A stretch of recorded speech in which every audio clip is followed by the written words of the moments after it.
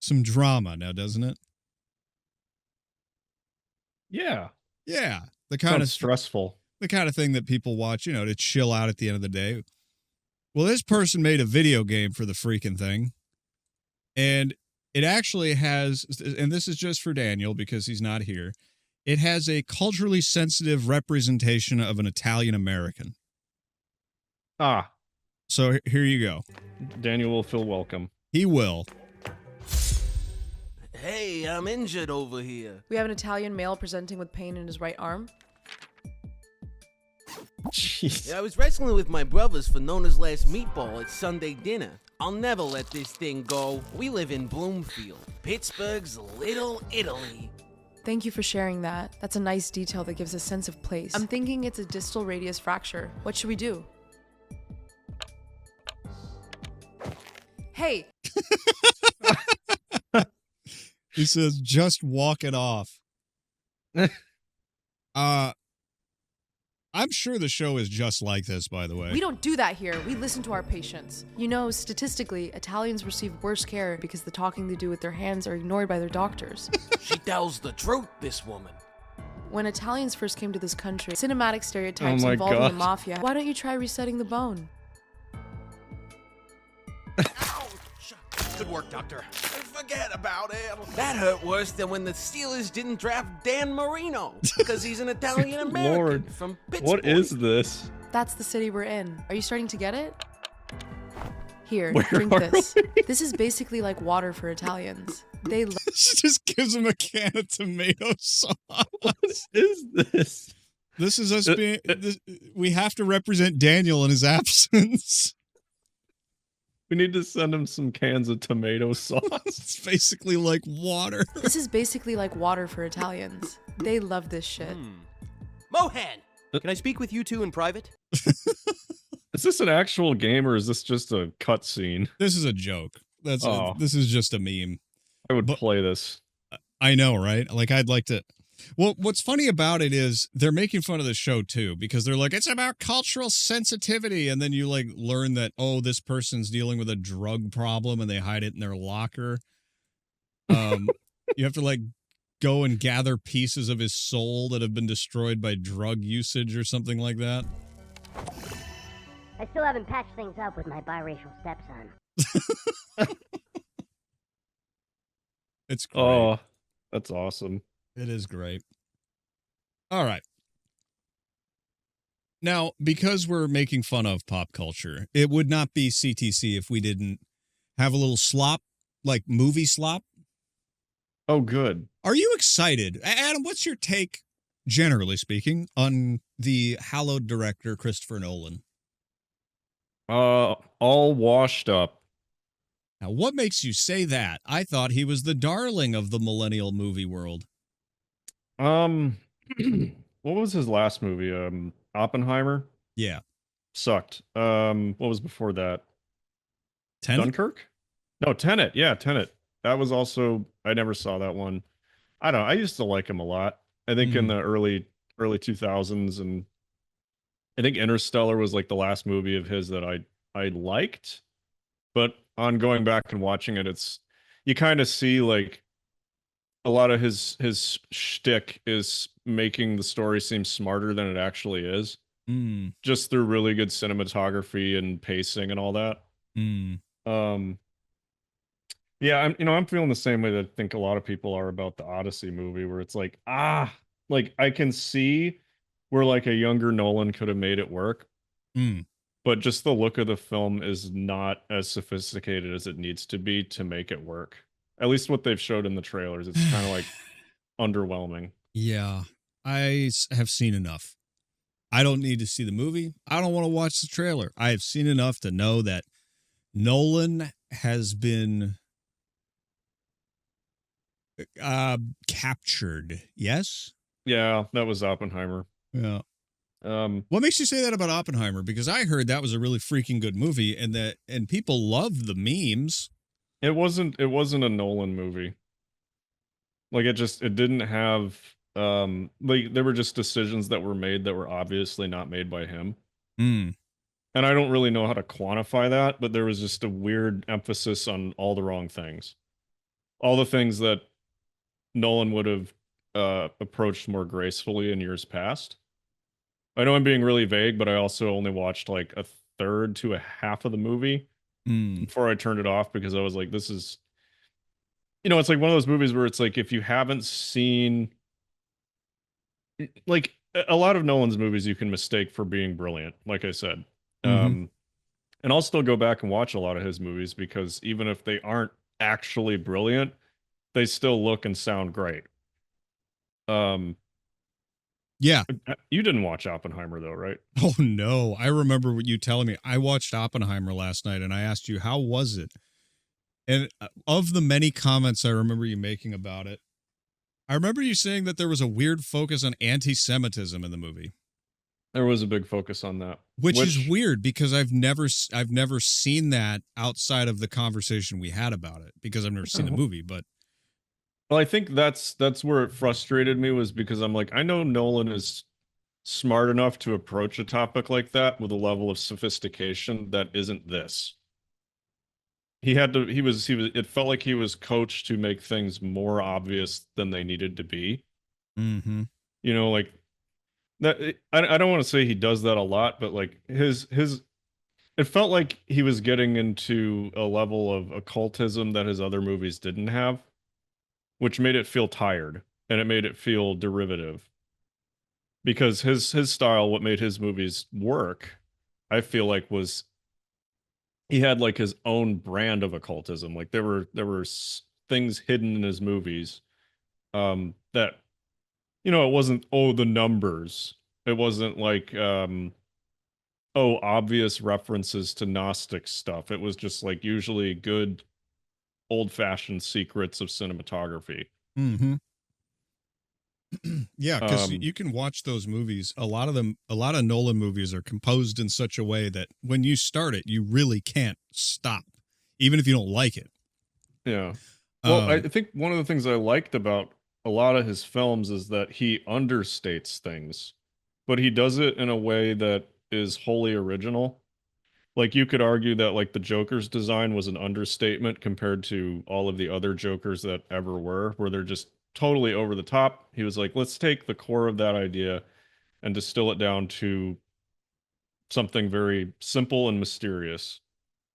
He did that with The Dark Knight, I feel like, of course there was over the top action, but it was shot in a way where it was convincing. Like it felt more like Heat than it did like a cartoon.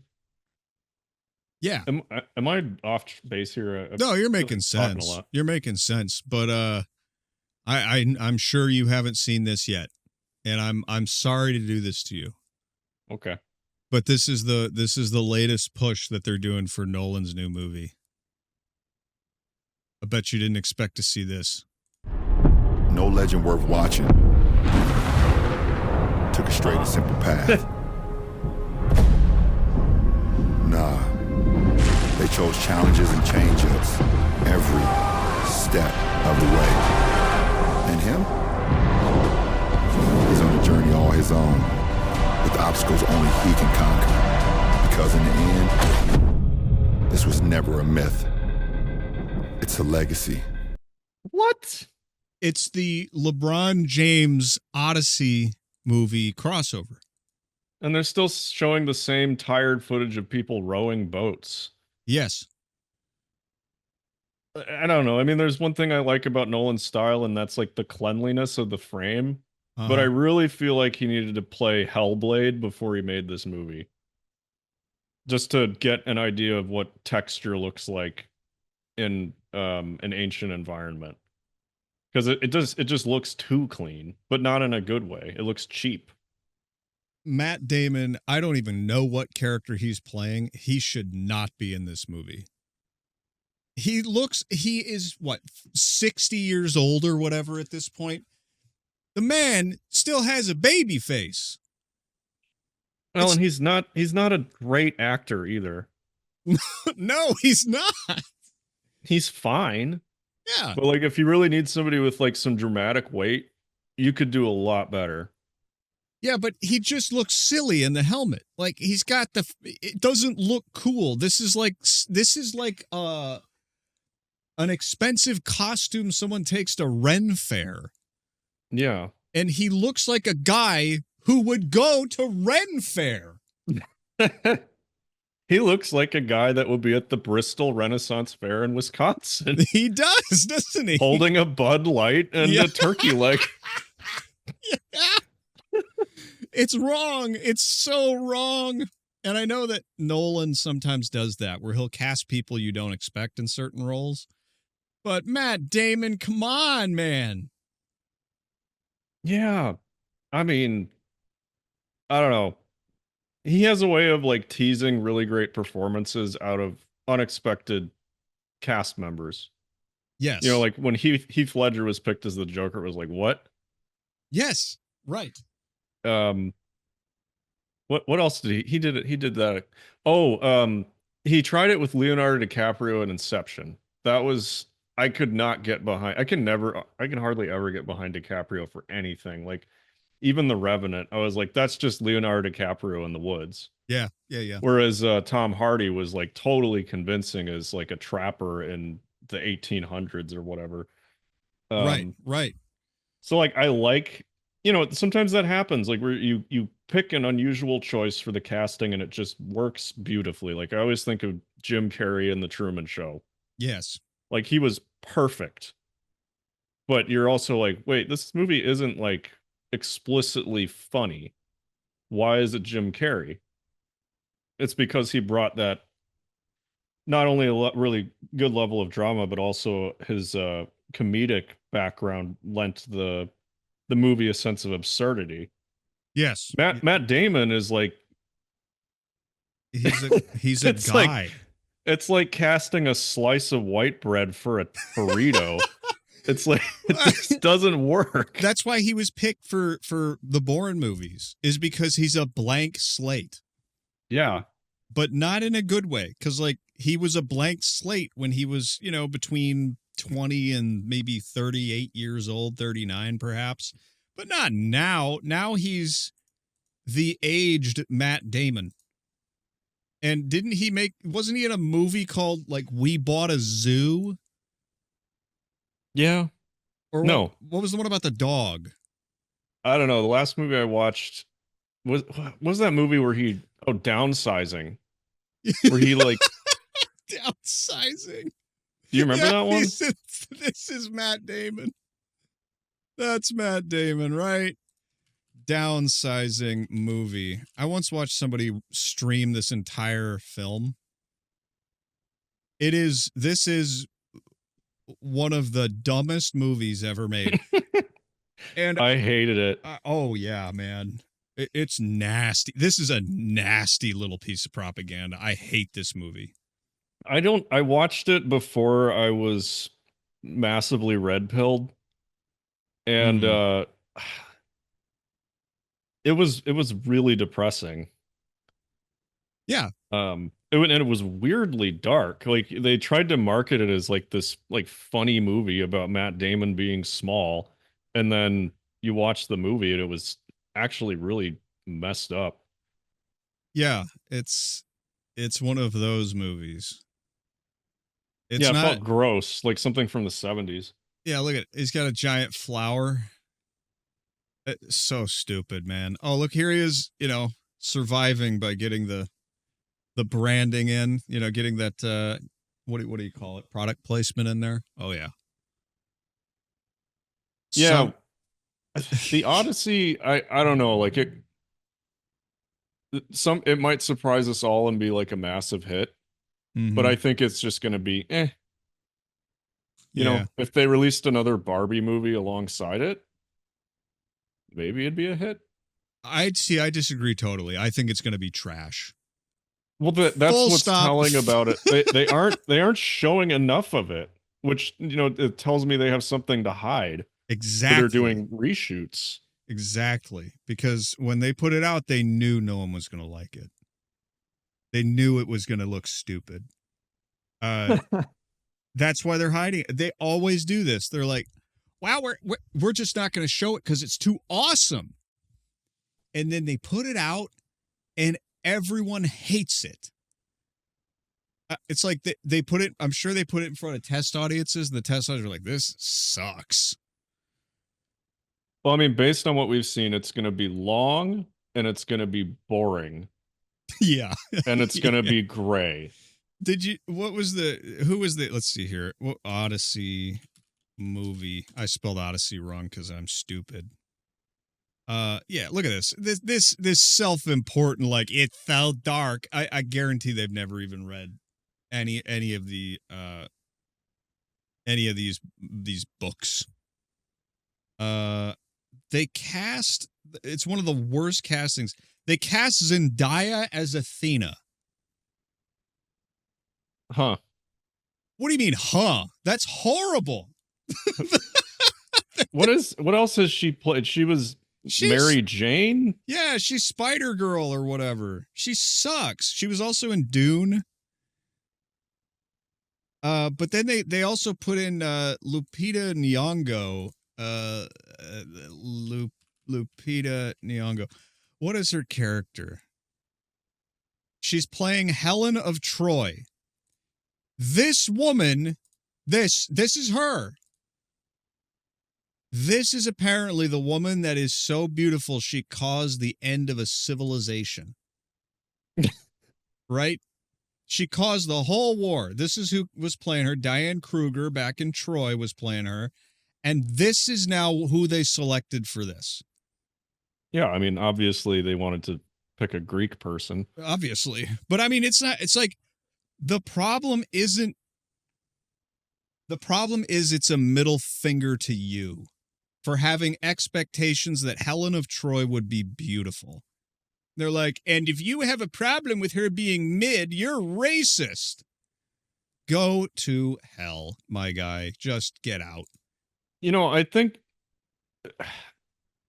that's the thing. That's how you know it's paused. Sorry.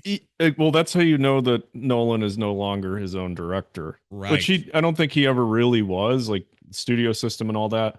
But I mean, this is like Black Snape. You know, it's like, why is everybody pissed off about Black Snape? It's like, I'm sure the actor's fine, in another role, but it was like Snape has to be a white guy. That is a white character in more ways than just appearance. Right. And also you're going to end up hanging Black Snape from a tree. Didn't you think about that, you idiots? Like, I even thought about it. I was like, would I be okay if they made like Professor McGonagall black? Sure, why not? But they pick these characters that have to be white, and those are the ones that they race swap. Right. Like if you're like the Odyssey, for example, like obviously it's like a fantasy, right? So you can do a little bit of that like diversity hire stuff, and I won't be bothered by it. But if you take key characters that like their race or ethnicity is like kind of essential to the character, like that's when it's like, okay, now you're just being stupid. How about just their freaking looks, dude? I have no problem. This does not compare to this. I'm sorry. I don't care, man. Let's be real. Let's be real. Every guy on Earth, maybe 2 out of 10 guys on Earth. I don't even want to go there. It's just a stupid decision, and it's an intentionally offensive decision. It's intentionally offensive because they hate you. It has nothing to do with any of the politics of it. It has to do with it. It's pure spite. Yep. They know you'll hate it. That's why they did it. Same with and we need to transition a little bit here because I have other topics I'd like to talk about. But it's the same with everything now. It's like they just do it despite people being pissed off with it, and because people are pissed off with it. Have you? It's like what was Jensen Huang telling people that DLSS 5? Everybody who says it looks like AI slop, well, they're just wrong. Yeah. It's like, no, like, you idiot. You can't just tell people their opinions. Another nail in the coffin of Hollywood. Here's a visual representation. 哎呦，好的，不错。完了。Is that real? Yes, this is real. Oh my god. Why do they spaz out like that? I'm sure there's a reason. I don't care. It's hilarious. I have another one, actually. Because they can't get enough of this. Making these robots run. They're like, God damn it, it's going to be humanoid and it's going to run.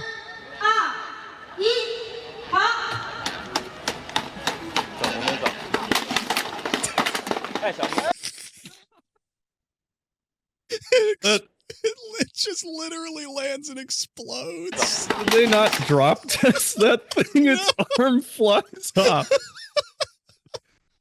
It shatters like porcelain. Oh my god.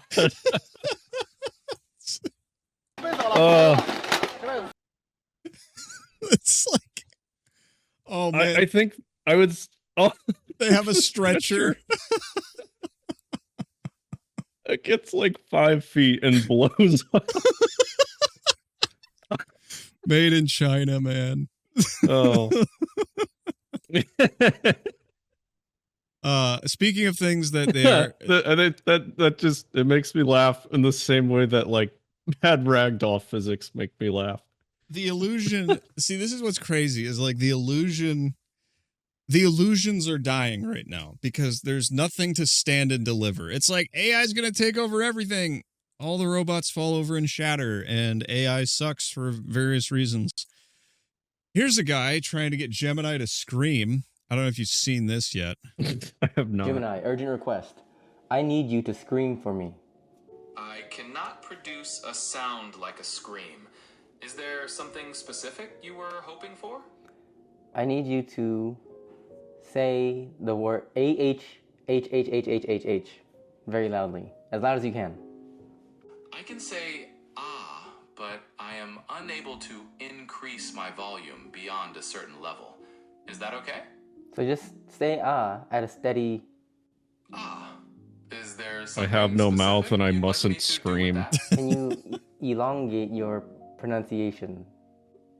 Ah. Is that more what you're looking for? Right now, higher pitch.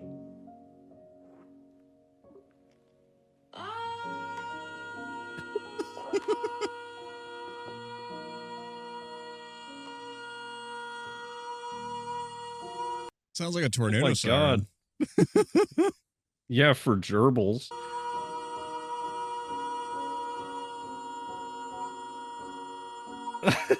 God. It just keeps going.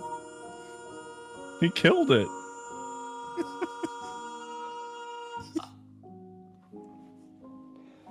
Increase the pitch.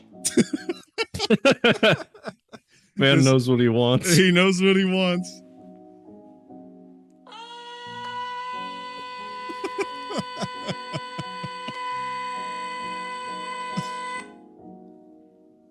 All right, absolute max pitch. My highest possible pitch is the one you just heard. Is there anything else I can try for you? Dang. Go to the deepest possible pitch.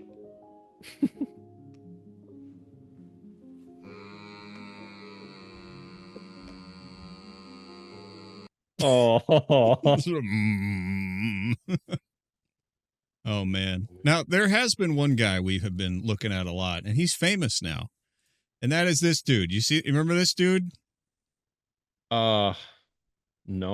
My favorite thing about this guy is I think the character he's playing is any idiot who just discovered AI.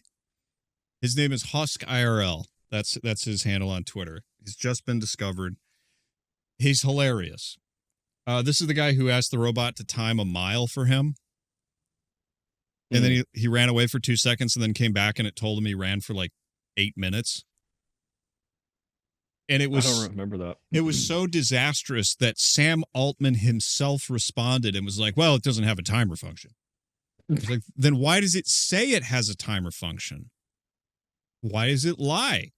And this is probably the funniest example I've seen yet from HuskIRL. I just turned on this really ugly face morphing filter. It's pretty funny, right? Yeah, I can see it. It's definitely a bit wild. The proportions are all over the place. But yeah, it's pretty hilarious. Like what? Kinda Like what? What? For those of you just listening, There's no filter. It's just his face. Looks so ugly. Yeah, so your forehead looks really stretched out, and your chin kind of gets wide and narrow at the same time. It's like a total mismatch. And it's ugly? Yeah, exactly. It's kind of unsettling, but in a funny way. I think it just exaggerates all your features so much that it looks super off. Oh, I actually forgot to even turn it on, so... Ah, gotcha. Yeah, it might just be the lighting or something, but honestly, it still looks pretty odd even without it. What? If you want, you can try turning it on Doubles again or down. just skip it. No. No, this is just how I look. Ah, I see. Well, you still look totally fine. It's just maybe the angle or some lighting that's a bit off. But yeah, no Yeah, but worries you at all. said I looked ugly. Oh, no. I didn't mean it like that at all. You said those words. You said yes when I asked. Ah, I'm really sorry. God. Oh, yeah, he's great. And here's another one actually.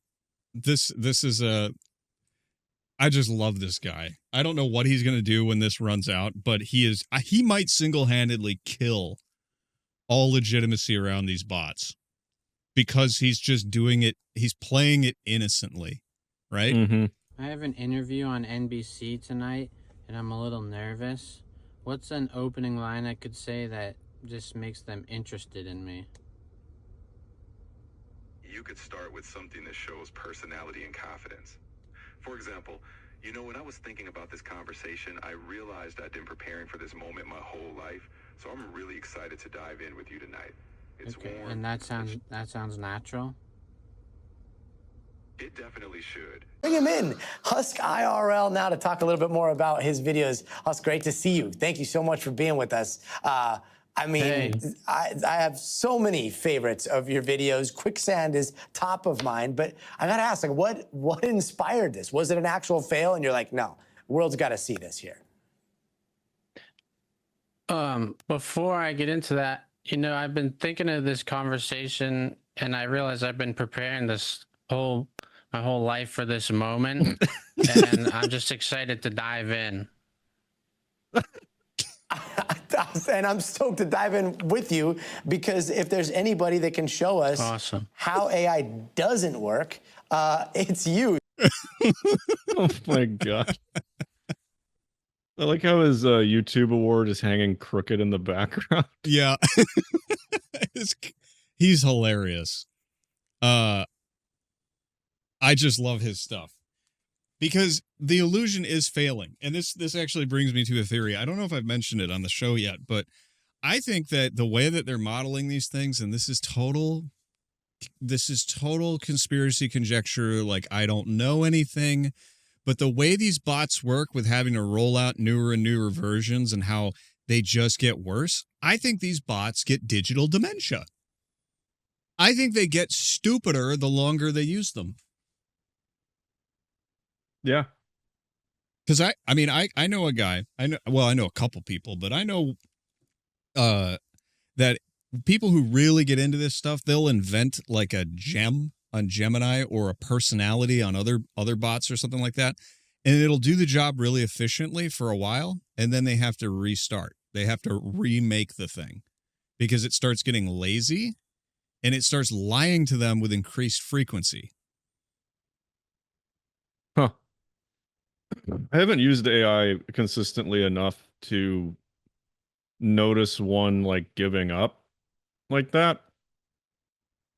But at least the visualization tools that I've used, it's like that robot that we were watching that falls over and explodes and starts flailing around.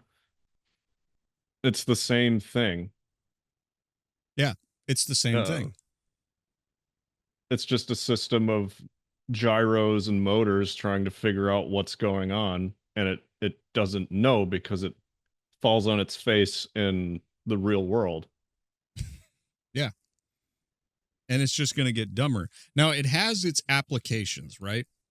But right now, what everybody's talking about is how it's going to replace everybody and everything. I don't think we have the capacity to create an all-knowing, immortal being. I'm sorry, call me a skeptic or something. I just don't think people who watch TikTok slop and invent social media garbage to addict children have the capacity to create an immortal, all-knowing being. I don't think they've figured it out. I don't buy it. I think it's nonsense. They sure want to convince you that they can do it, though, because it makes their stock price go up. Exactly. Because everything right now runs on illusion. This is something you sent to me, that they're resurrecting Val Kilmer in a movie. Yep. And it's like, it looks pretty good. But why? Why do this? Why not cast a living actor? Because all movies in the future are just going to be created by AI using celebrity faces. They're going to patent, or not patent, but copyright or whatever. They're going to legally protect celebrity faces and just like charge to use them now. Yeah. It's just so stupid. I mean, you want to see what it looks like? Here's the video, I think. They only show a couple clips of the AI face. Yeah. But the rest of the movie also looks like it was made with AI. Doesn't it now?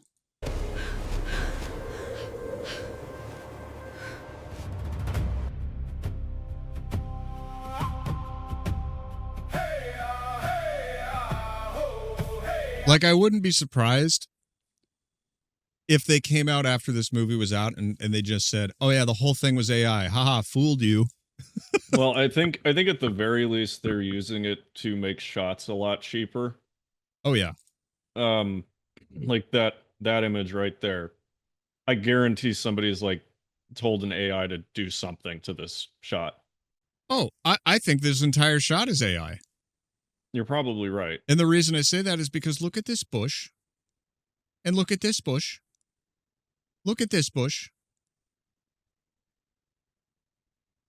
Yeah. Doesn't that look like an AI gen?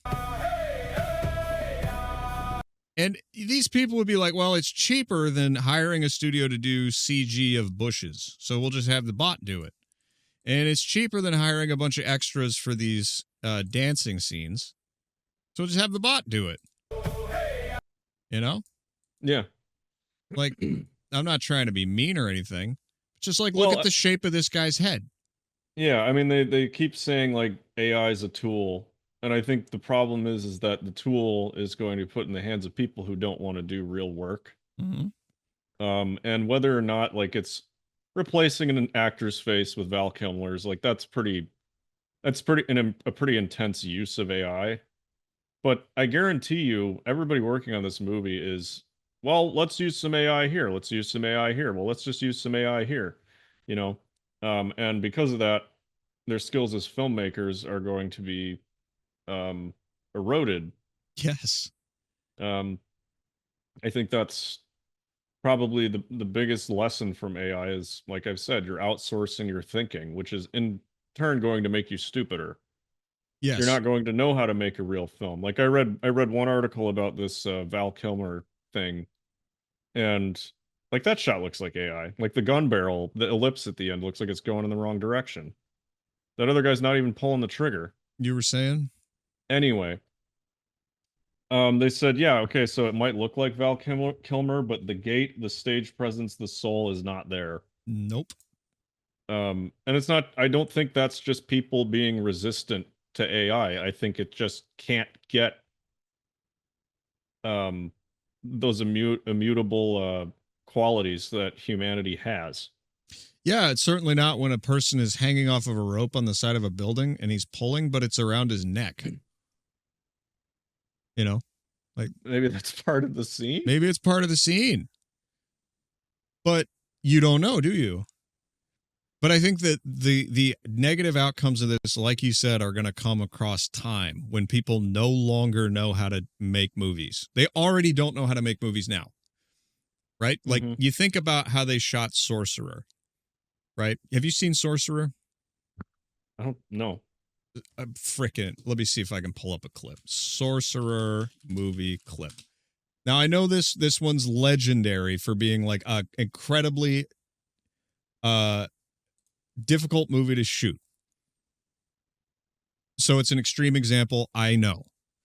But Sorcerer is They okay, so the story is a bunch of criminals have to transport highly unstable nitroglycerin or TNT, I can't remember, through a jungle in trucks.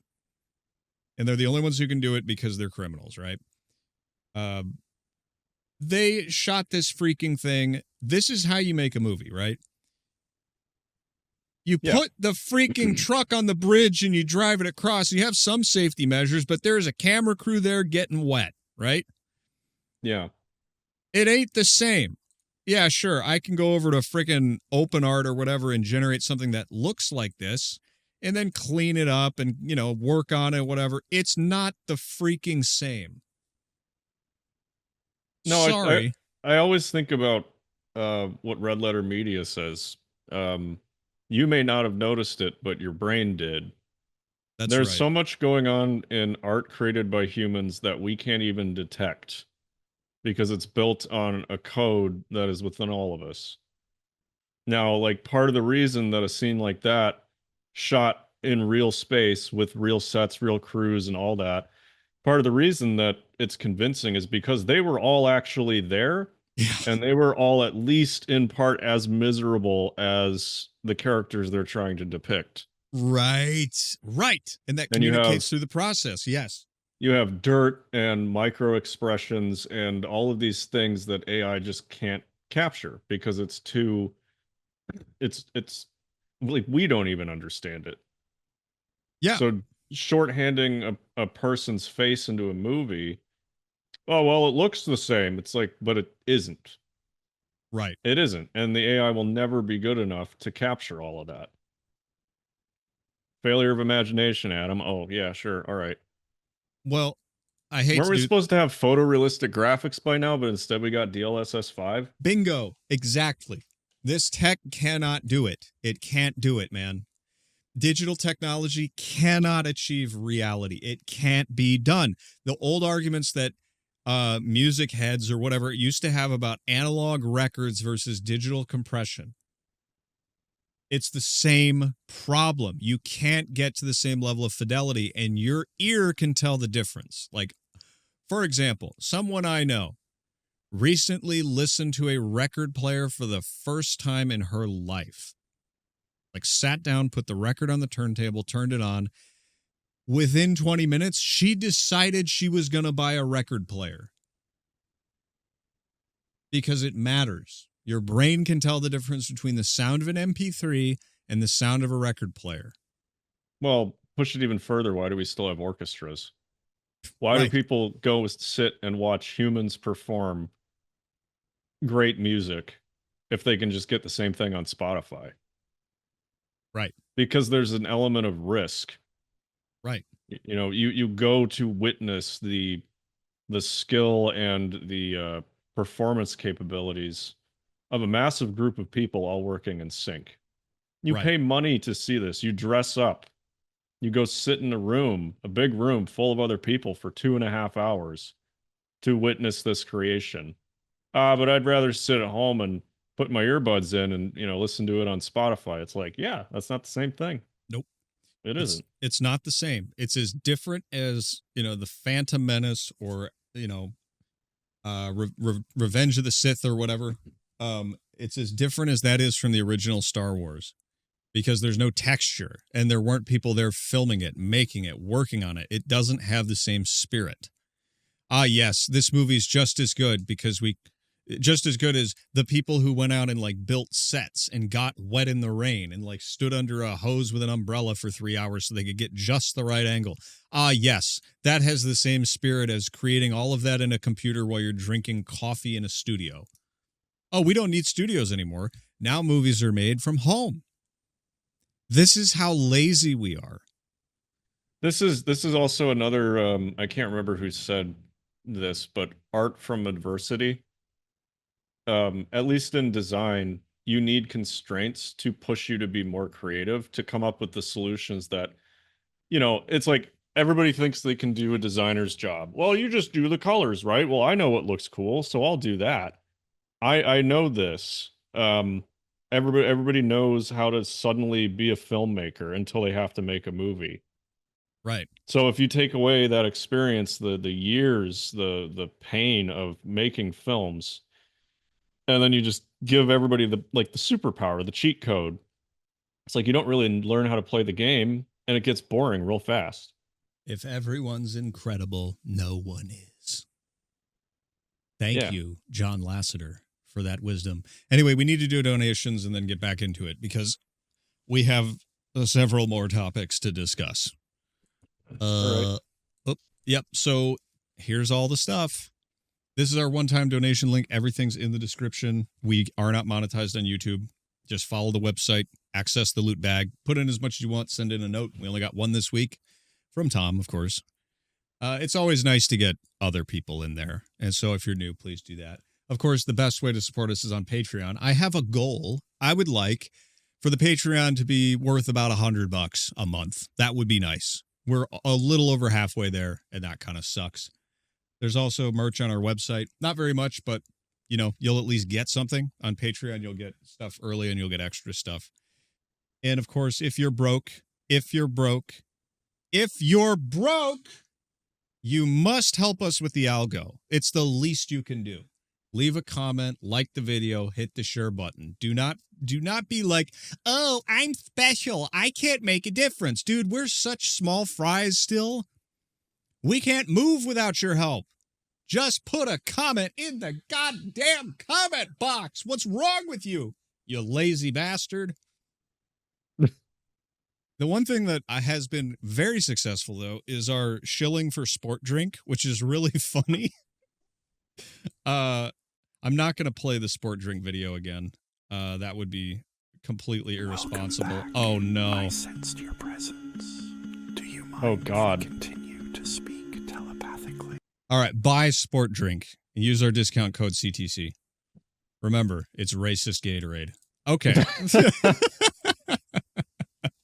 It's also really good. It is freaking good, man. I just got the blue flavor for the first time. Me and Miss Producer. The blue flavor? The blue flavor, which is officially not Baja Blast, but that's what everyone calls it because they almost got sued or they did get sued. Is that what it tastes like? It's a much gentler flavor than the lemon lime. I don't like it as much as the lemon lime, but I'm weird, right? Now, Miss Producer, she took one little taste of that blue and she was like, I'm taking this entire canister. And she did.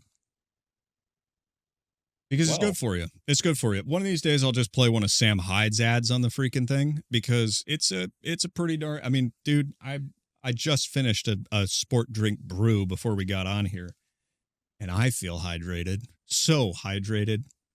But anyway, it's a good product. It is a little expensive. That's why you got to use the discount code. And the more you buy, the cheaper it gets. And I'm telling you, once you try it once, you're probably going to want to buy like 3 or 4 of them and then forget about it. And then you get an even bigger discount. And I say this all the time on the show. I would not shill for something I didn't try, and I would not shill for something I didn't like. There's plenty of products out there that I could just like stick up here and be like, use discount code CTC. No. That's not how we work. Because new media relies on authenticity. And we're just a couple of guys trying to make a little side income, and so so the waging hurts a little less. Anyway, let me read Tom's note, and then we'll carry on here. From Tom from Texas, he sends another quote that I believe is probably from Warhammer 40K again. Blessed is the mind that is too small for doubt. Have a great week, Roger, Roger. Oh, man. What do you think about that quote? Well, it's funny. I was talking this week with somebody about the mind, and I was like, yeah, sometimes I wish that I didn't think about things so much so that I could just have faith in things. Like, it seems awfully convenient to just kind of have that. But no, I am programmed or designed or whatever to be like, I'm not so sure about everything. That's a great thing to transition us into our next segment here. Oh, boy. Perfect. Trump announced this week that we got him. We're going to know the truth about the aliens, Adam. Oh, he'll do anything to get his approval rating back. It's not happening. but just for you. Oh, it's a Trump truth clip. Yeah, well, he owns Truth Social, you know. So, Right. so you know it's real. Now, let's see if the political camera crews got the mic levels right. Guys, you got to get your mic levels up. Every single clip we play of politics ever is low. Why? I don't know. I'm not going to pretend to know. But AI is coming for your jobs because an AI, one thing I know it can do for sure, is boost the audio so you can hear it. As you remember, I recently directed the Secretary of War. How good is Pete Hegseth doing, by the way? Yeah. War in Iran. It's great. bombing We all children. wanted this. Woohoo. You're definitely not owned by Bibi Netanyahu. In releasing government files relating to UFOs and unexplained. Oh, wow. UFOs. The government's going to tell us about UFOs. Project Blue Beans. Yay. Actually, why doesn't he just tell us right now? well, Newsfist and I are actually going to do an episode of Clown-Based Life Forms about Project Bluebeam and the incoming / ongoing alien psyop. It's going to be a banger. Oh. You don't want to miss it. In fact, actually, Newsfist has been crushing recently. He did his most recent fistery was about the golem. And he goes through the cultural history of the golem story, and it's fantastic. That does sound great. It's really good. And I heard him on a stream last night saying that the feedback has been, or not last night, the other night, because I didn't have power last night. The feedback, no, it was last night. Dang it. The feedback has been incredible. If you need something to listen to after this is done, just go over to Newsfist channel and listen to the fistery on the golem. It's peak.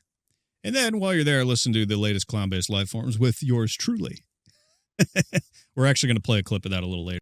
And unexplained aerial phenomena.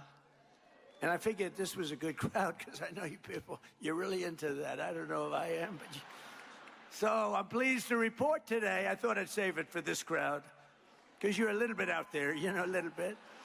He's talking to Turning Point people and saying they're conspiracy theorists. But he's about whatever. There's so much that's wrong with this. Nonsense. It's just nonsense. We don't believe this. We like conspiracy theories. But so, okay, real quick. It says he will release the documents immediately. This was yesterday? No, imminently. See? Oh. Imminently. Which is not immediately. It's to make you think that it's going to happen. But yeah, one thing that he's been really good at is releasing files. Yeah. You know, world's biggest leaker. Oh yeah. Oh yeah. And all those black Sharpies, you know, that we got to see. Yeah, right. It's crazy, man. It's absolutely freaking crazy. But he's going to do it allegedly.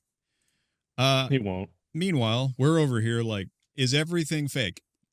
You know, because it's like there is a certain level you can reach where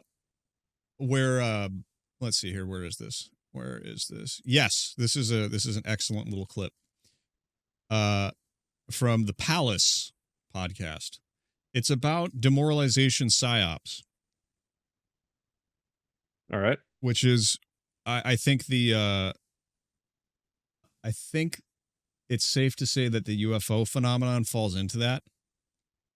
In my opinion, let's say it wasn't the worst time ever, but let's say it was the blurst time. Let's say it was the best time.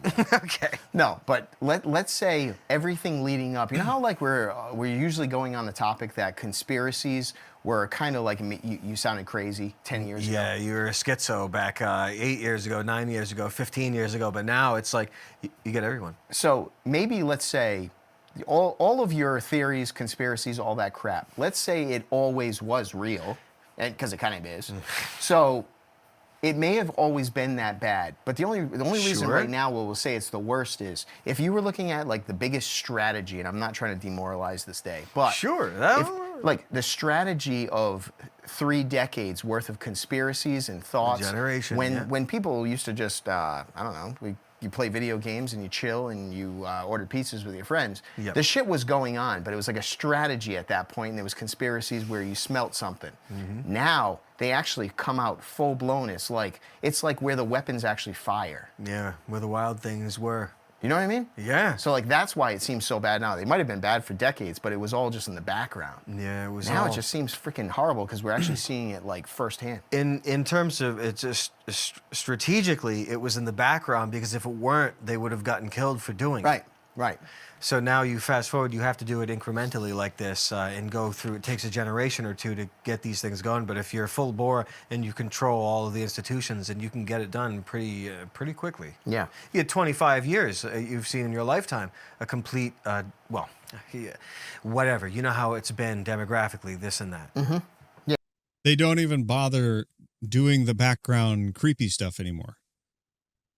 They just tell you what they're doing and then make up a reason after. And if you don't accept it, they don't care, right? Yeah. That's where we live now. Which brings me, speaking of Newsfist, to a little clip that I tried to censor because he apologized for swearing so much. But honestly, I've got the uncensored version on Twitter, but I don't want anyone to get distracted by it. I know some people don't do super well with a ton of cursing. So I put it through a bot. It didn't get all of them, okay? But Fist went on one of the best rants I've heard about the loss of authority. We won't listen to the whole thing. But that's kind of exactly where we are with all of this stuff. And this is from the latest Clown-Based Life Forum's What is a Conspiracy Theory? We were going through UNESCO's own pamphlets about how to deal with conspiracy theorists. Which they have. And then he started to explain what this all means. Legitimacy, or like just people believing that the government says, has collapsed in the West. Like, it is brutal.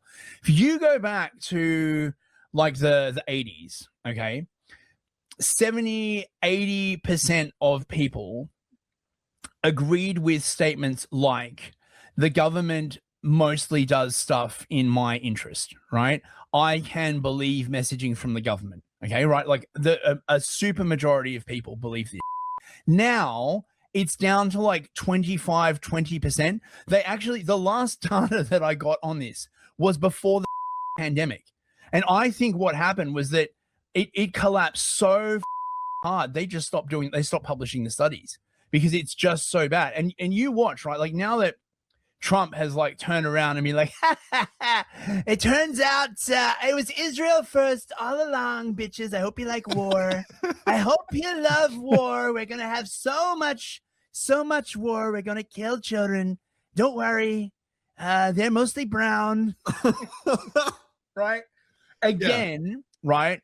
Trust in government is going to collapse, right? To the point where, and I've read like entire papers on this, right? Where they're like, oh, why does nobody like trust us, right? It has all these downstream effects, right? Like people don't like listen to the government anymore. They don't participate in civil society. Yeah, because you lie all the time, the time, like all the time. Like, look, I'm not one of those people that believes it is possible to govern by telling the idiots 100% of the truth the entire time, right? I'm not one of those like retards, okay? Right.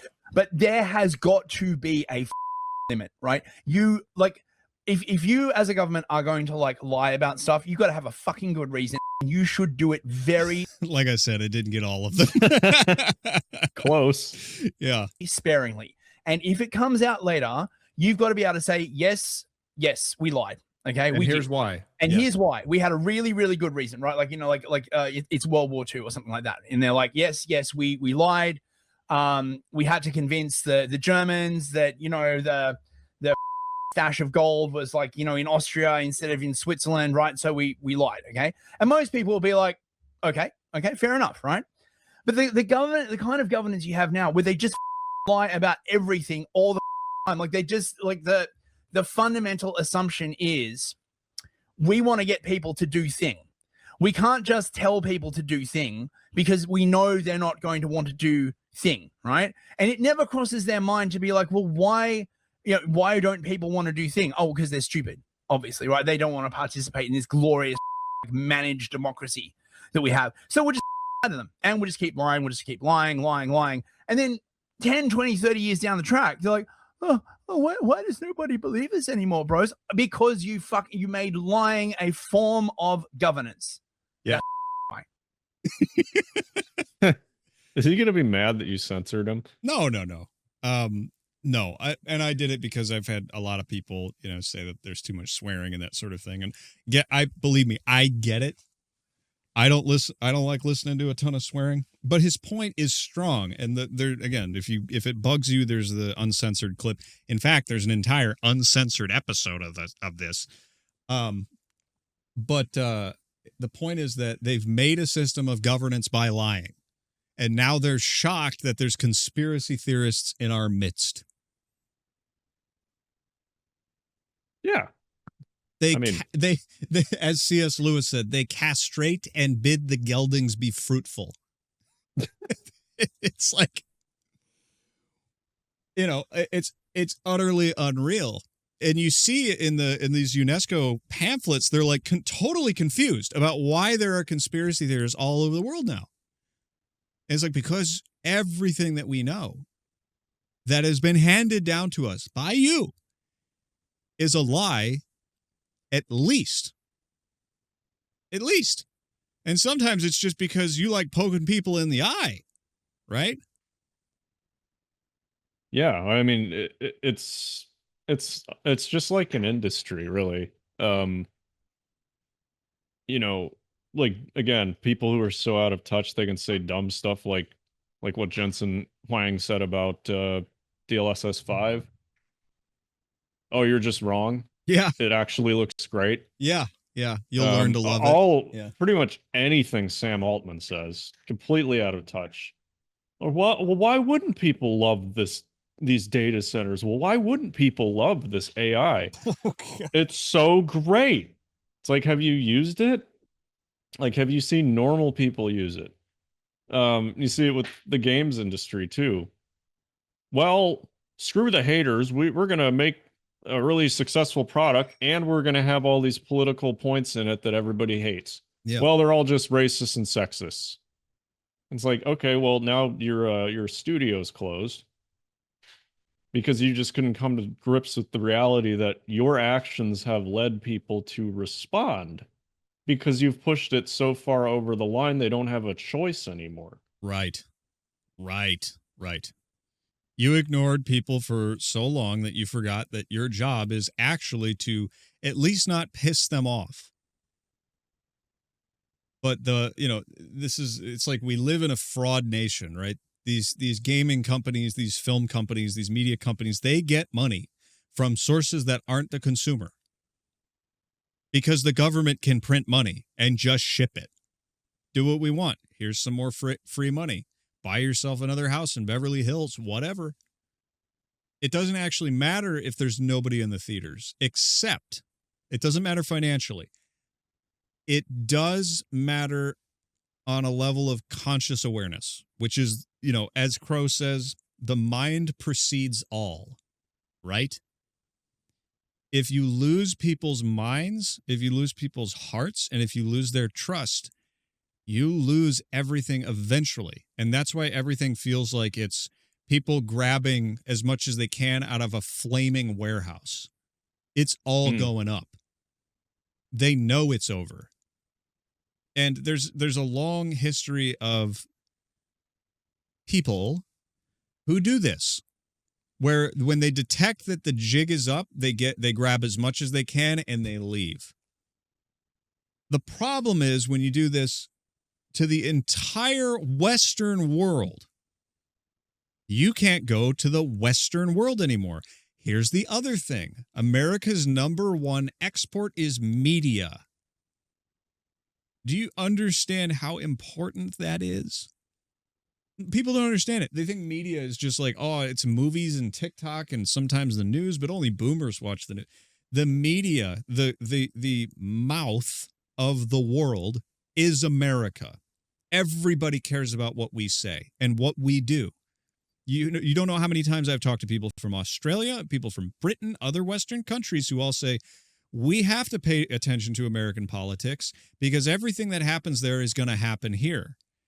And they also say things like, you guys are the last line of defense for, in the defense of free speech. It's important that you use it because someday you're going to end up like Britain. Unless you talk. All eyes are on us. Not this podcast, but all eyes are on America because this is where the shit is going to go down. Everything trickles down. China watches us. It's crazy. Everyone in the world wonders what we're up to and when we're going to wake up. And when this stream of degeneracy and hatred is going to stop flowing out of the United States. The mind precedes all. Sorry, did you have anything you wanted to say? I just ranted for like 15 minutes. No, you're good. It is interesting though that like the last 100 years or so has been it's been a movie. And it's interesting we started the episode talking about movies that are no good. Like the spell that was cast by Hollywood over the world still carries on. People around the world still want to see Hollywood movies, right? Yes. So in a sense, the entire world is movie brained. Oh, yes. Obviously, but it is interesting that industry, I don't even know if they realized the power it was going to have when they started it.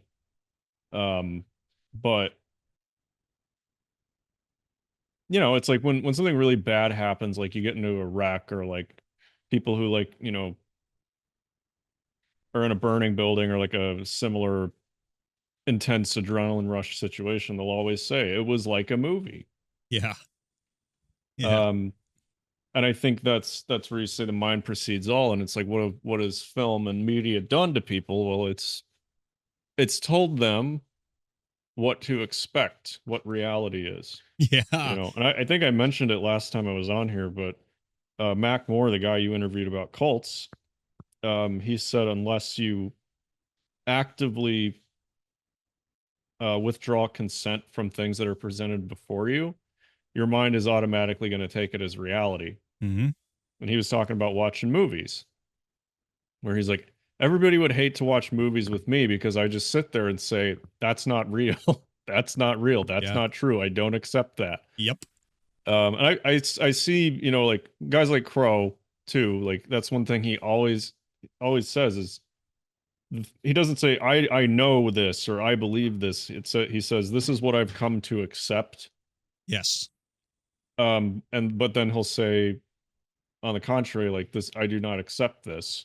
Right. And I think it's more of a passive way of looking at the world, whereas, a film or a movie tells you this is the truth. This is it. And unless you're willing to sit there and tell your brain this is fake, it's going to weasel its way. I'm not thinking about Pokemon. It's going to weasel its way into your brain and tell you how to see reality. Yes. Without you even realizing it. It's so subtle. It's like millennials always making references to The Office. Yes. It's like if you work in a corporation, you are in The Office because everybody's seen that show and they know all the jokes. And they start to act like it. Yeah. That's the same with all media. What you put into your head changes how you think, how you feel, how you see things. And you're only aware of like probably 5% of what it is. Which brings me back to my experience with the power going out. I was standing there on in shelter, but I had my screen door open and I was watching the rain come down and all the buildings were dead dark.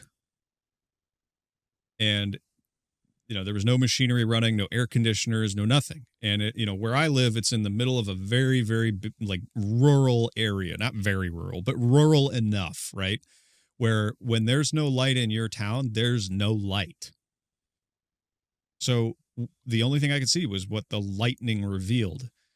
And there was this kind of very, very beautiful second and it wasn't a sensation that lasted a long time, but it was there, where it was like, I am a creature standing under a shelter. And not a podcaster, not a guy with a job, not a guy who pays rent. I am a creature standing under a shelter in a rainstorm. And it was awesome. It was such an awesome feeling. It was like back to the ground. Nothing else. Can't think about anything else. Can't get on the computer and play a game. Can't distract myself. I mean, I turned my phone off, right? There was nothing that could take my attention away from the fact that there was this huge storm over my head. And I loved it.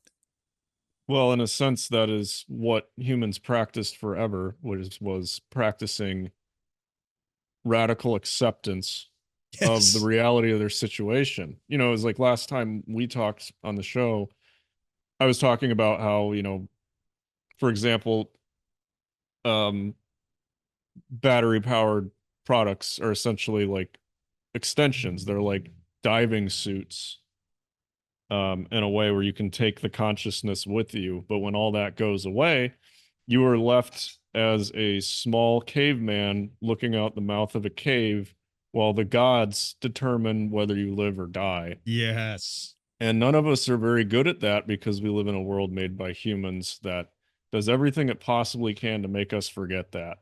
Do you remember when you gave your presentation about like kitchen interiors and living in a designed world? Yeah. Do you remember what episode that was? Oh, I don't remember. Could you It was, figure it out? Because I would like to point people in that direction. it was called The Industrial Design and Its Consequences. The industrial design and its consequences. I don't. Can you get the episode number? Yeah. Yeah, I'm looking.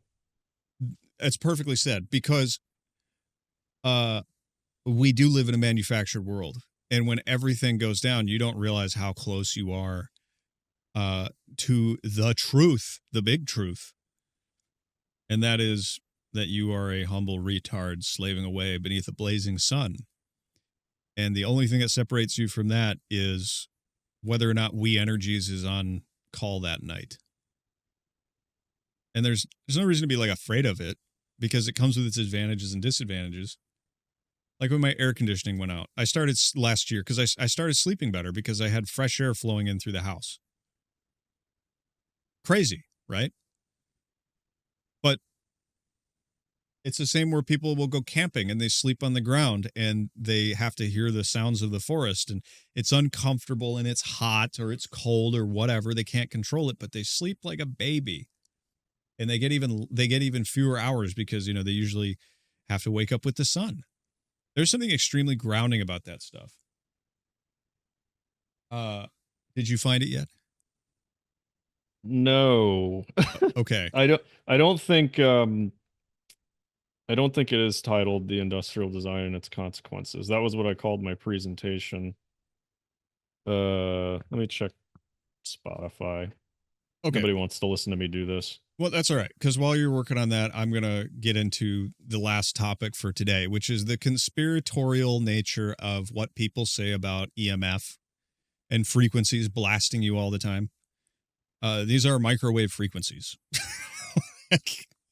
At some level, you are getting cooked by these things. And I know that's been carefully dodged by tech companies that are now putting data centers in your town, whether you like it or not. That's been carefully dodged by cell phone manufacturers and et cetera. People who, would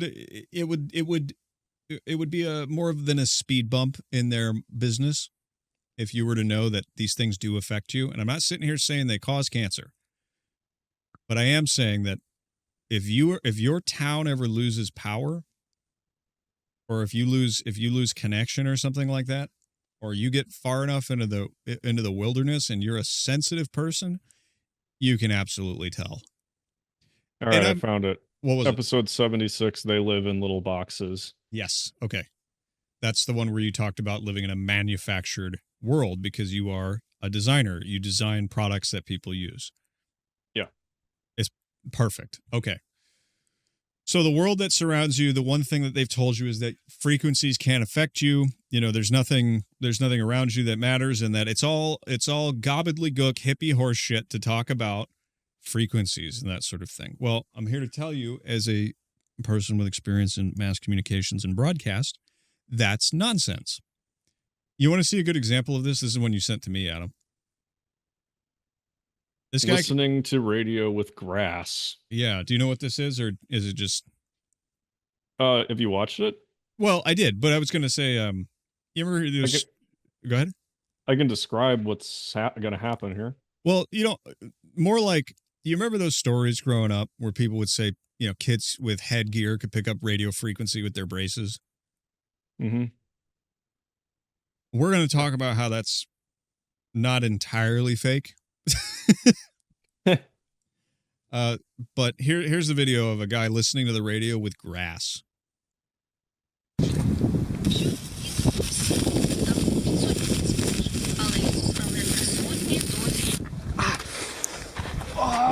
You can really hurt yourself doing this. I do not recommend it. He is putting... He's fine. He's Russian. Yeah, right. He's Russian. He's putting a piece of grass against a radio transmitter, and it's creating an electrical arc through the plant and his body to produce sound through the fibers of the plant. Сильно? Так нагревается. Ох, ебашит. А знаешь почему? А я не знаю, блядь. Ну, ебашит не по-детски.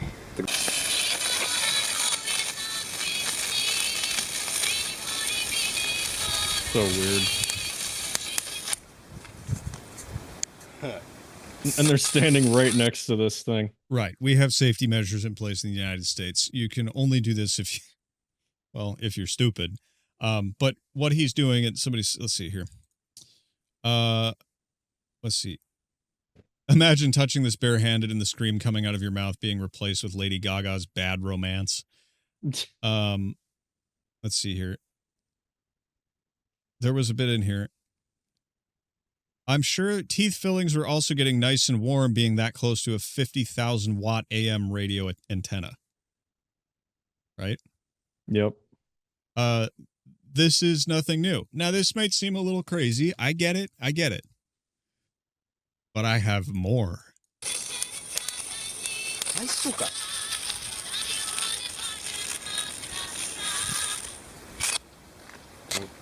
Man. А тут, кстати, уже все, смотри. Don't touch that stuff. No, don't touch it. Do not touch it. It's creating a radio frequency, right?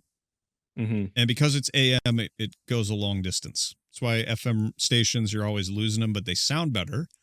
And AM radio stations, you can listen from, a couple hundred miles away or whatever, and they sound the same. It's because of the difference in how those frequencies work. I won't get into too much into the science of it because it'd be hard for me to relay it. But I'm sure you can find a little documentary about the difference between AM and FM radio. This call is a callback to the episode of We Talk About Dead People I did years ago to a character known as John Brinkley Jr. Yep.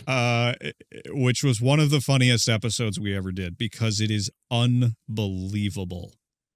It's one of the dumbest stories in history, and the effects that it had on the United States of America's communication law still goes on today. This was a man who wanted to sell quack medical surgeries in which they would implant goat reproductive organs into your body to restore your youthful vigor.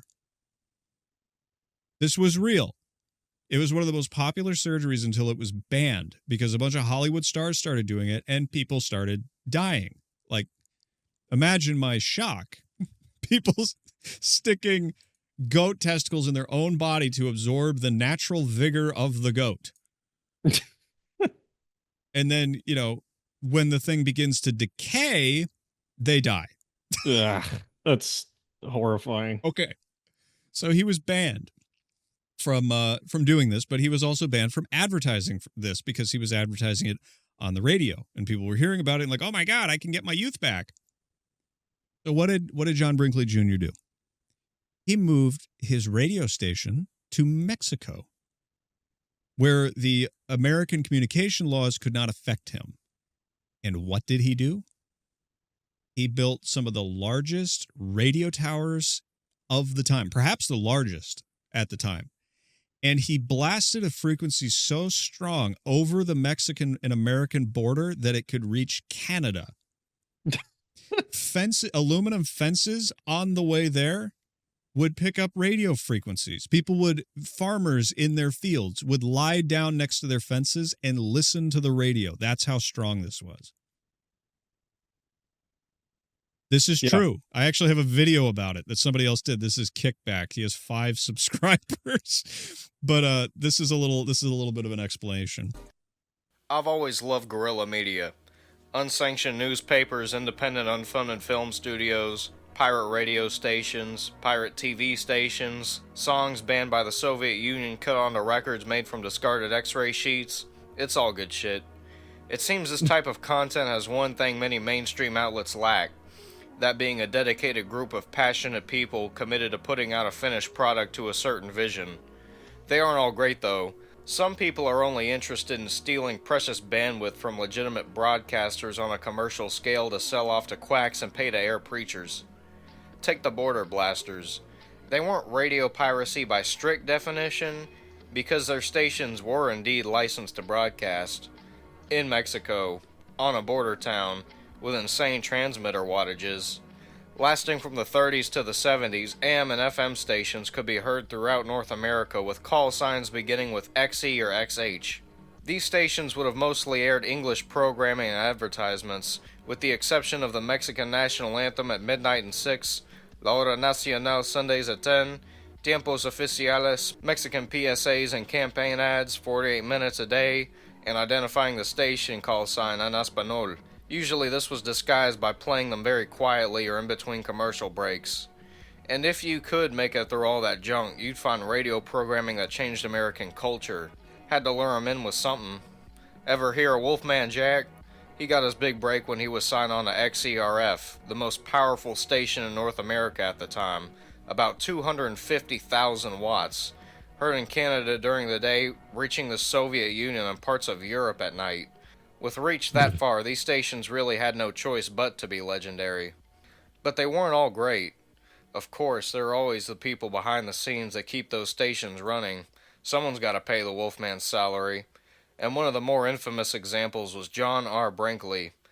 Now, Johnny Boy here was a telegrapher turned quack with a degree from a diploma mill and a clinic specializing in the transplantation of goat glands into the human scrotum to, make you strong.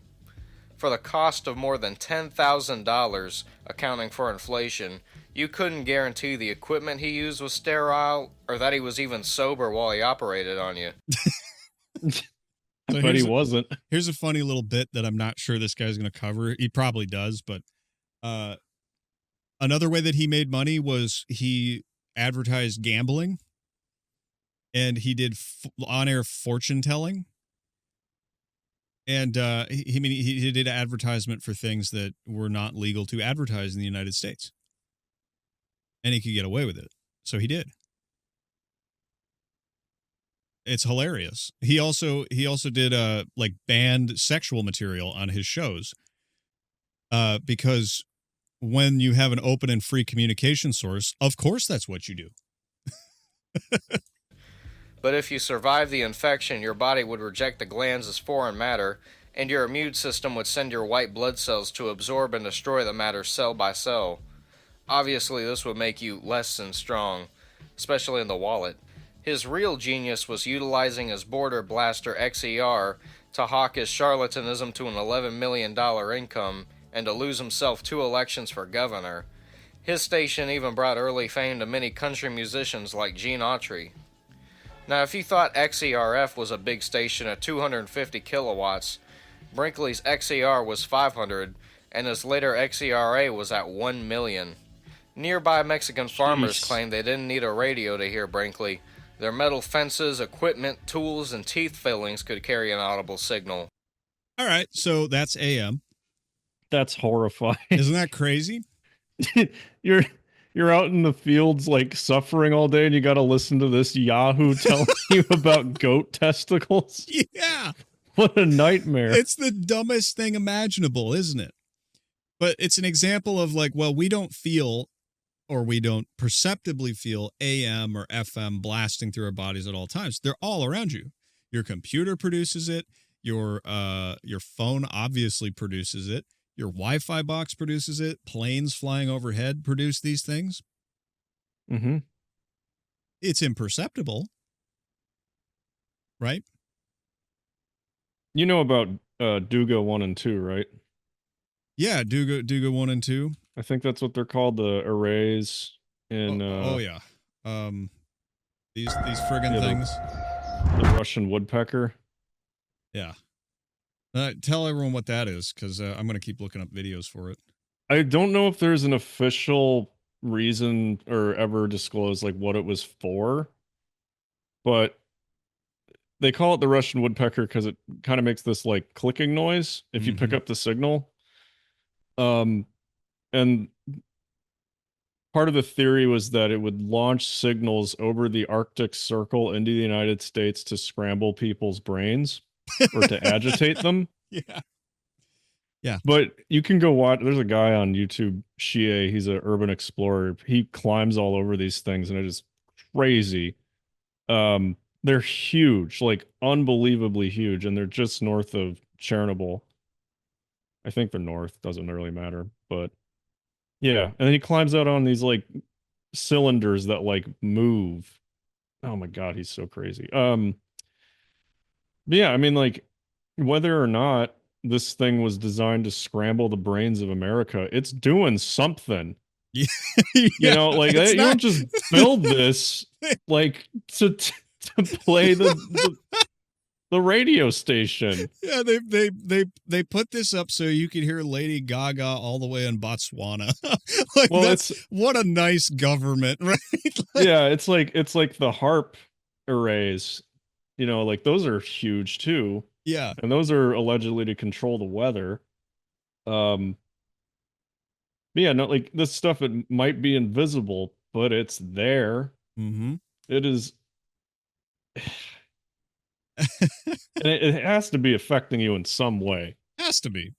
Like whether or not you can hear Brinkley through your fillings, you know, it's doing something else too. Well, let's bring this back down to the ground, right?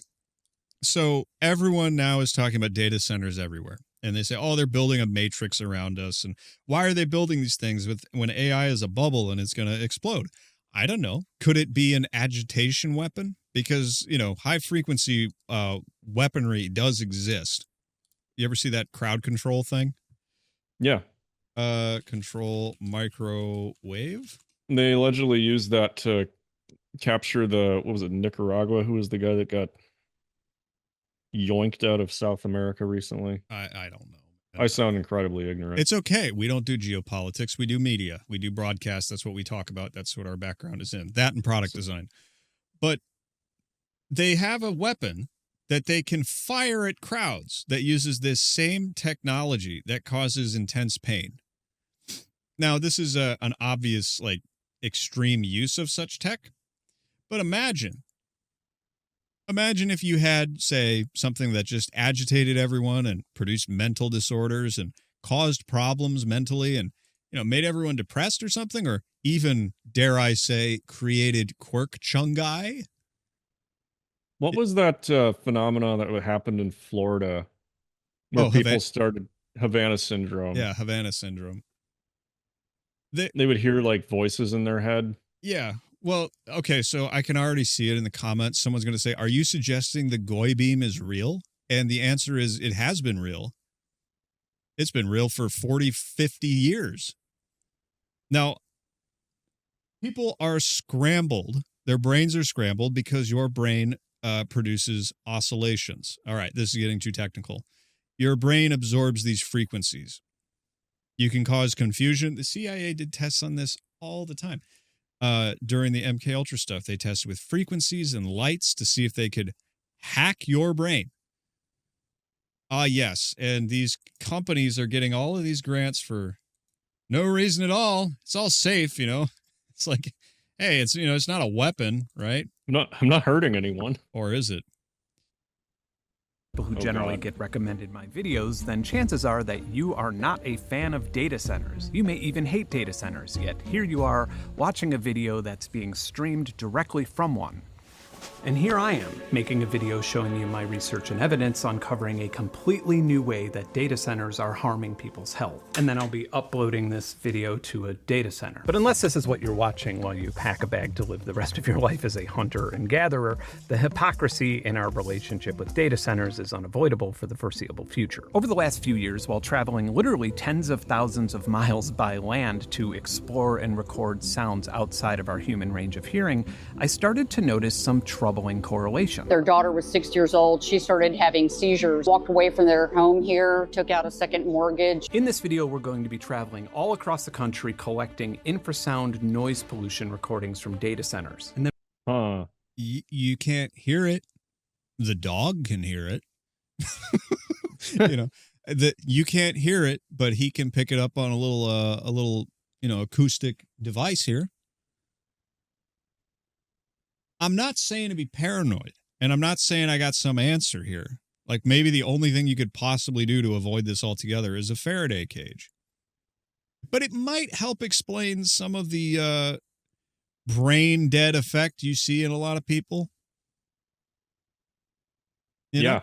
I was at the grocery store this morning. Those people were all zombies. Yeah. But, I mean, that's also just like boomers be tripping. During COVID, I would drive from rural Illinois all the way up to Milwaukee to visit you.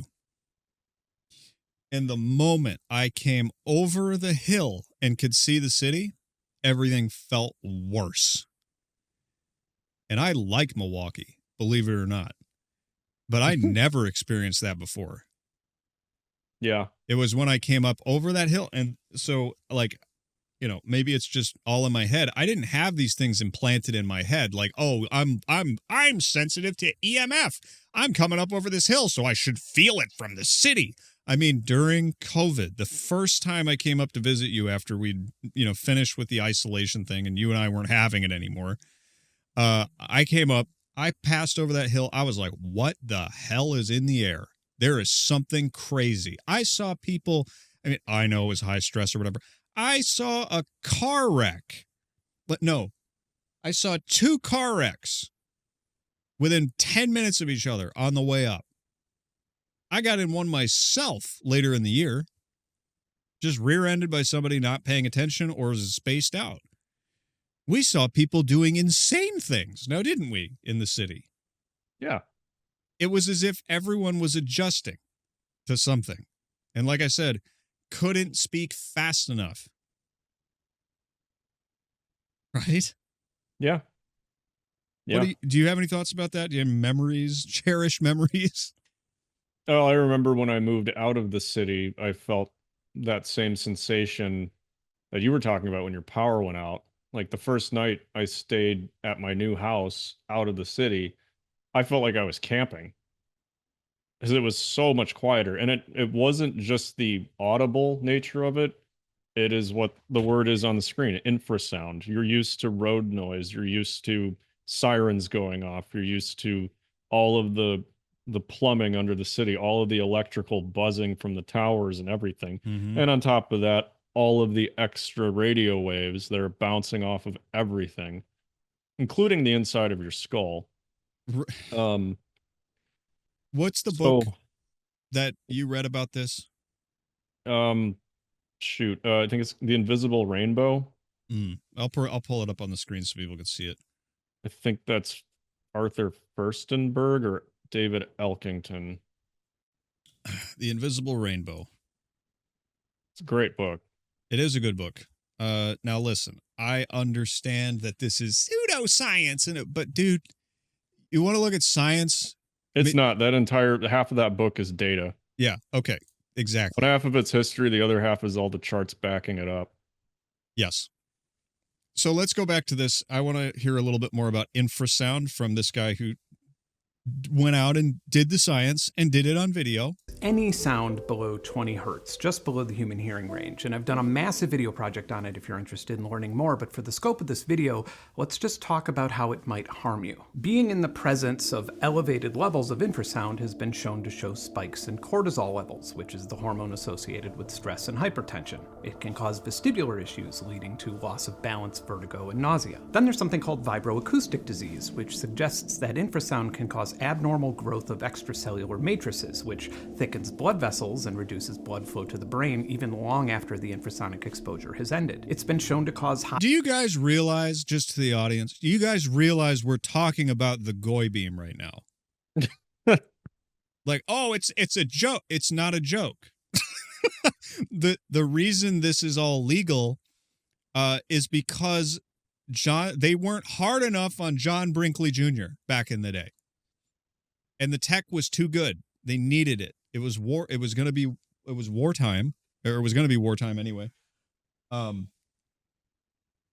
We needed that comms technology to operate in World War II to do broadcasts about the war, to, in Europe, to prevent people from getting blown up by bombs. I get it.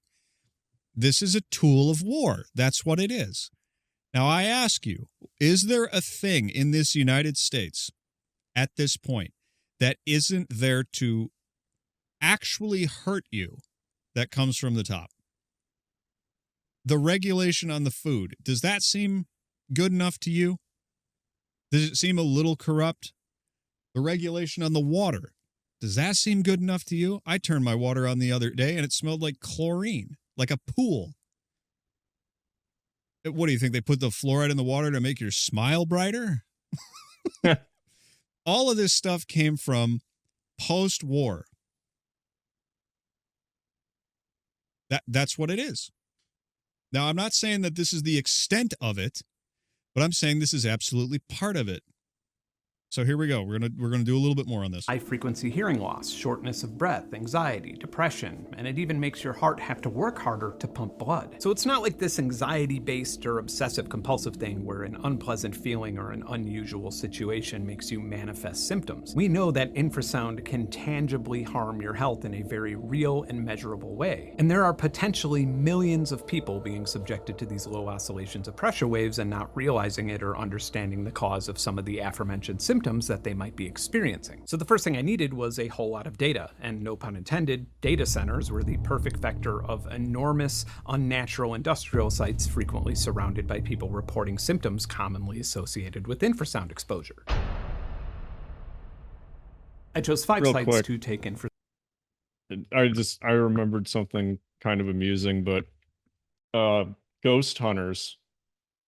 For a while there, they were saying that infrasound could cause hallucinations, which would make people believe they were seeing ghosts. And a lot of times they were investigating like old industrial areas where there was infrasound, either from the earth or from old machinery or wind moving large pieces of metal, just ever so slightly, that the vibrations could bother you. What did they call the thing where they'd put the digital recorder out on the table and they'd pick up voices or something like that? Oh, the EVP? EVP. Yeah. The EVP. And I remember one of them specifically saying it doesn't work with tape recorders. Yeah. Why would it? Why would it, you know? They're like, yeah, we can't do it with like analog tape recorders, but these digital recorders that we put out on the table, these pick them up all the time. It's like, these garbage recorders that were $14 at Office Max. Yeah, like, oh my gosh. Sonic measurements. The first would be the Colossus Data Center in Memphis. The second would be the Marathon Digital Bitcoin Mining and Data Center Facility in Hood County, Texas. The third would be right in the middle of the vast oil and gas fields in the Permian Basin in West Texas. The fourth would be a randomized average of ambient infrasound levels all over the country, from hotel rooms to houses to restaurants to remote wilderness. And the fifth would be far away from most sources of human-made infrasound, right in the middle of Death Valley, hundreds of miles away from any sort of major infrastructure. Okay, let's measure some infrasound.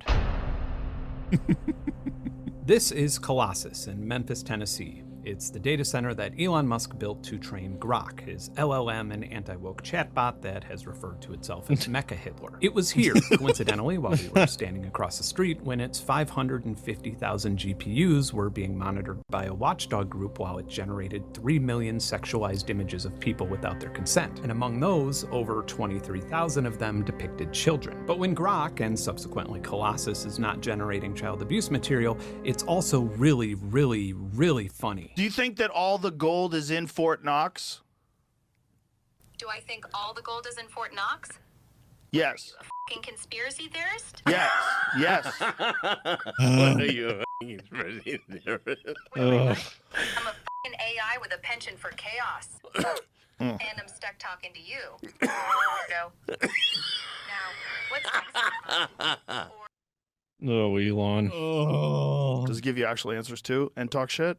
Or is it mostly just talk shit? We're tuning it. As you can imagine, supplying this type of vital resource to society uses a whole lot of electricity. The city of Memphis, Tennessee can support about 3,500 megawatts, and this facility uses about 13% of that. But right now, it's actually only drawing about 5% from the local power grid and illegally offsetting the rest of it with methane gas turbines. I sent a drone over the Colossus facility to get a better look and then to share the footage with journalists and regulators. These methane turbines that you see emit nitrogen oxides, carbon monoxide, sulfur oxides, and volatile organic compounds into the air. And the health effects of these chemicals aren't like some sort of exaggerated woke controversy. Compounds like nitrogen oxide have long been proven to directly cause a wide range of respiratory and cardiovascular diseases.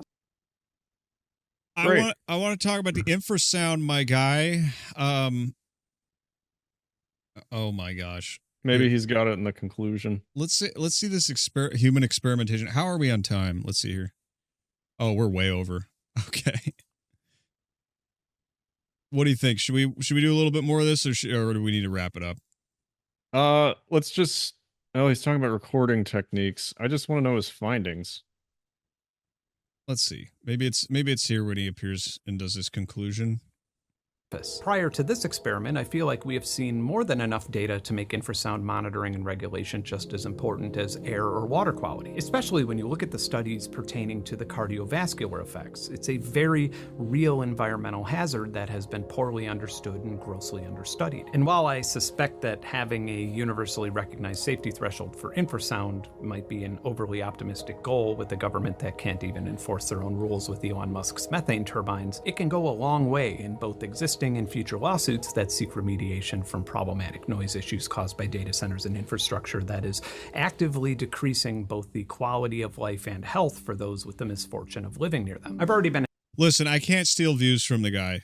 I really shouldn't. Go watch this. It's Ben Jordan, data centers behaving like acoustic weapons. Bingo. I hope we've made a strong case. Yeah, it's a good video. It is a good video. There's just more going on. And would it really surprise you? Would it really surprise you? No. No. Nothing surprises me anymore. No, of course. Let's see here. Oh, here's a fun one. Because it's not just the infrasound, right? It's everything.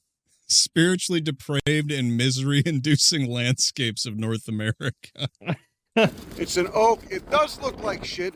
The bag is, the jewel in the crown of depravity right there. Looks marvelous. 10 out of 10. That's a scene if there ever was one. I mean, there's a little bit too much greenery in the background. I can see trees over there. We need to get rid of those. Maybe put in some plastic signs, a billboard for a personal injury attorney, something else to really just lower the bar of intellect and culture so that we all feel like killing ourselves or just, eating yourselves into a coma. I mean, that's what I see. When I'm in this landscape, that's what I want to do. I want to start online gambling, doing Oxycontins, maybe eating myself into a coma, anything to escape the reality and the bleakness of where I live. I'm going to leave that bag there because this is a work of art at this point now. You can see Louis enjoying the grass. Yeah. Oh. Listen, I know it sounds crazy. I do. But welcome to the other side, my friend. You are autism. You are autism. Send this to someone who's an autism. You are infected with being on the spectrum, and that is okay. Sometimes you do a weird thing. I don't care, and nobody should. Be proud of your infection. Embrace it. Wear fashions about it, like the ones I've designed. Please excuse my poor eye contact. I'm infected with autism. It's Autistic Girl Summer. Let's yell on the beach and also on the spectrum.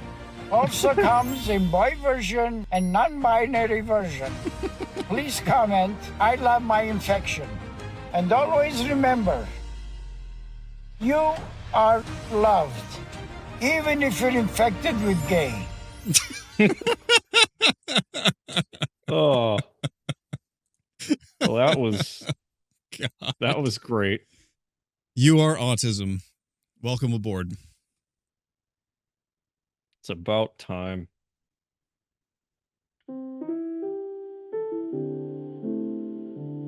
Any last words, Adam?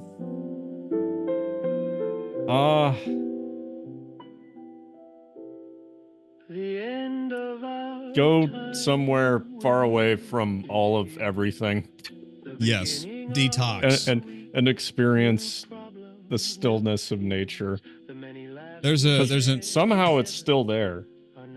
For now. Yeah. Yeah. Well, I hope that was educational for you.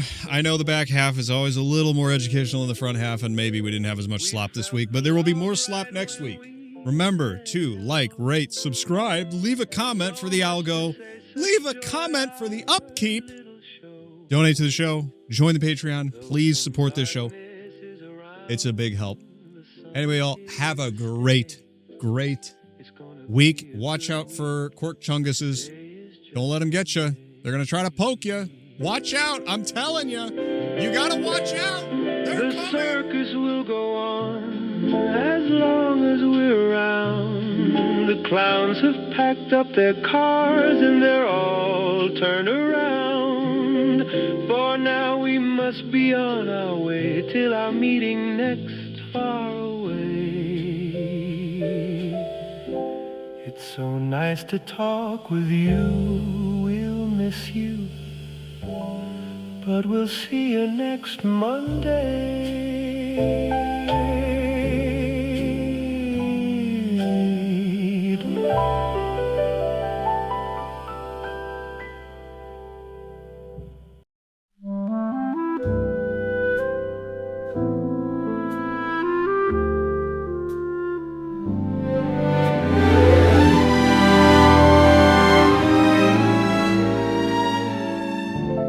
Episode 1, me in a closet,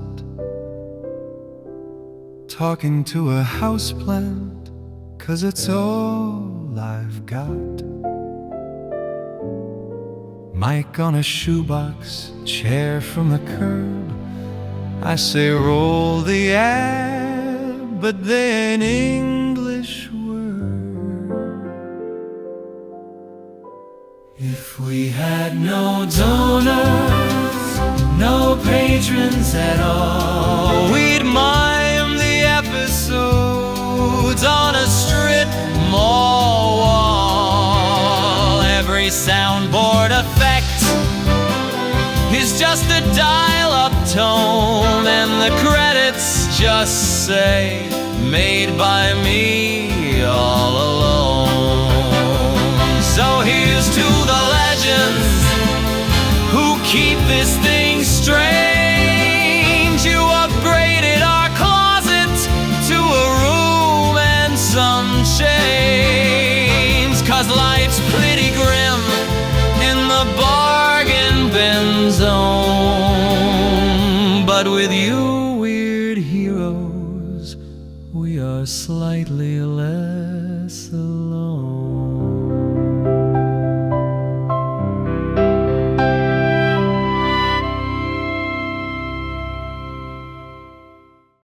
If you don't drink Mucomax, brother, you just might be a homosexual. It's time to send your masculinity off planet and put your little man on the moon. Buy Mucomax today. Fortified with Zebulon B.